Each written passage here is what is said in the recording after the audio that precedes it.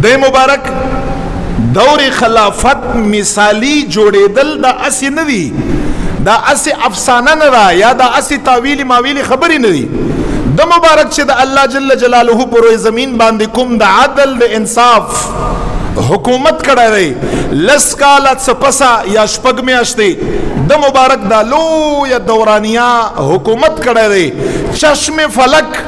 اسمان سترګم دا کتلی ده چې د نبی علیه الصلاة والسلام مبارک په امت کې داسې دور خلافت د چانه تیر څنګه دور خلافت چې په روی زمین باندې سیدنا عمر فاروق مبارک تیر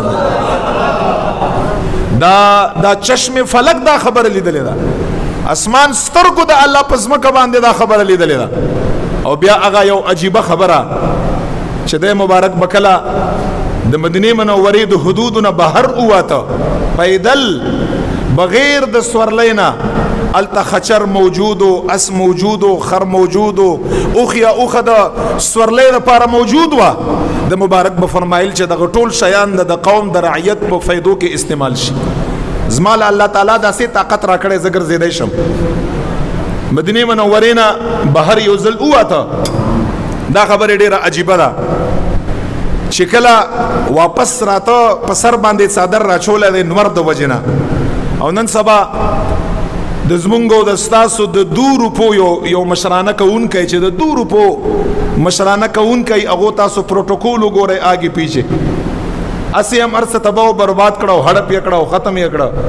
عمر فاروق سے مبارک بچ د مدینه منورې نه بهر ووت یو ځل سخته ګرمي ده په سر باندې صرف څادر راچولی دی. کله چې واپسۍ کې راځي غلام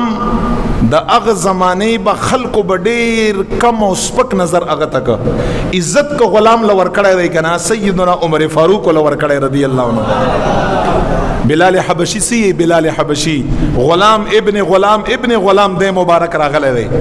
بیا ابو بکر صدیق مبارک وخشت او آزاد یې که د فرمایل چې زه نسل در نسل غلامم، ما پلار غلام و زما نیکه غلام و. خو چې کله آزاد شو که نه تاسو بلال حبشي نه تپوس وکړئ غلام و. خو بلال حبشي سے فرمایي چې کله به عمر فاروق راته آواز که څه به راته وي یا سیدنا ای زما سیده، ای زما سرداره، ای زما مشره. د مبارک فرمایي چې د ایمان نه پس به چې په دغه آواز باندې زه څومره خوشحالېدم که نه چې د عمر فاروق رضی الله عنه شخصیت په شان ته ماته آواز کا ماته فرماته یي چې یا سیدنا ای زما سرداره، ای زما مشره. چې یو غلام دومره عزت دی د عمر فاروق په نظر کې تاسو ووایئ اهل بیت علیهم السلام مبارکانو به څومره عزت دی د په نیز باندې. یو غلام دومره عزت دی دی بهر نه راځي که غلام ته چا سید ویلی دی سیدنا عمر فاروق مبارک ورته ویلی غلام په خر باندې سور دی. واپسۍ کې راځي عمر فاروق رضی الله تعالی عنہ باندې راتیر شو، سخته ګرمي ده، غلام په سورلی باندې دی او د نن د وخت د زمانې بادشاه امیر المؤمنین پیدل دی. د مبارک تسی چې کستا اجازه امام ځان سره کېنوه مدینه منورې پورې ماویسه زمونږ او ستاسو د 2 روپو یو مشر چې کوم سیاسي زما او ستا مشر یې هغه داسې کړی شي چې هغه ما سره په موټر سایکل باندې کینی خپل ورسره نه ما ته ووایي چې لږ ما ځان سره د پورې ځای پورې ویسه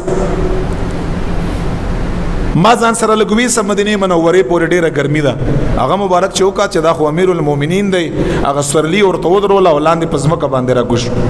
اوس لانجه په څه باندې شوه؟ عمر فاروق ورته فرمایي چې دا ستا سورلي ده ته به مخکې کښېنې زه به وروستو کښېنم. هغه ورته فرمایي قربان دا سورلي ما ته د ستا په بادشاهۍ کې د ستا د عدل او د انصاف د وجې نه میلاو ده ته به مخکې کښېنې. په دې کې سره دوی دواړه غلام لاندې دی امیر المؤمنین هم لاندې دی ته به مخکې کښېنې ته به شاته کښېنې دی باندې. اخر کې عمر فاروق ورته فرمایي چې د سورلۍ مخکې ځای دا نرمي د سورلۍ شاته ځای سختي او مالک زیات حقدار دی چې هغه په نرم ځای باندې کښېني ته مالک هغه زیات حقدار دی. اخیر کې عمر فاروق رضی الله عنه روب زیاتو غلام یې مخکې کېناوه د مبارک په همدغه سورلۍ باندې چې امیر المؤمنین دی شاته پسې کېناست. الته خدا غلام ډېر انتهایی په زړه کې خفه دی. اوس مدینې منورې ته داخلېږي او ټول خلک به یې ټول رعیت قوم به یې چې غلام مخکې ناست دی عمر فاروق شاته ناست دی. کله چې مدینه منورې ته داخلهږي دغه غلام ورته شاته مخ راوګرځا ورته فرمایي یا امیر المؤمنین وس مخ کې کېنه کنه دا خلک بسی چې زه غلام مخ کې ناسته ما او ته شاته ناسته دا داسې عزت خبره ما ته نه ښکاري اوس دی ورته وایي چې داخل شه مدینه منورې ته هم داخل شه په داسې حال کې چې خلکو ته پته ولګي چې غلام دا به په خپله سورلی باندې مخکې کینی او امیر المؤمنین او بادشاه چې خپله سورلینی هغه به شاته کینی چې خلکو ته پته ولګي همدغو حالت کې مدینه منورې ته هغه داخل شو ټولو خلکو نظر پرې راغی چې امیر المؤمنین شاته او بیا چې کله سورلی نه کوز شو غلام شکریا یې ادا کړه او بیا ورته یو تاریخي خبرې ورته کړې ورته چې بچی یو خبر ورته کوم دا واوره کوم کس له چې اسلام عزت ورکړی کوم کس له چې ایمان او اسلام عزت ورکړی د هغې عزت نه پس دغه کس نور عزت ته ضرورت نشته ورته فرمایي عمر فاروق له رضی الله عنه چې ایمان او اسلام کوم عزت ورکړی کوم احترام عمر فاروق د دغه عزت نه پس واوره غلام بل یو عزت هم چې د حاجت او ضرورت نشته مالا قرآن عزت را کړی مالا اسلام عزت را کړی زما په عزت کې په شاته کې ناستو باندې کمای نه راځي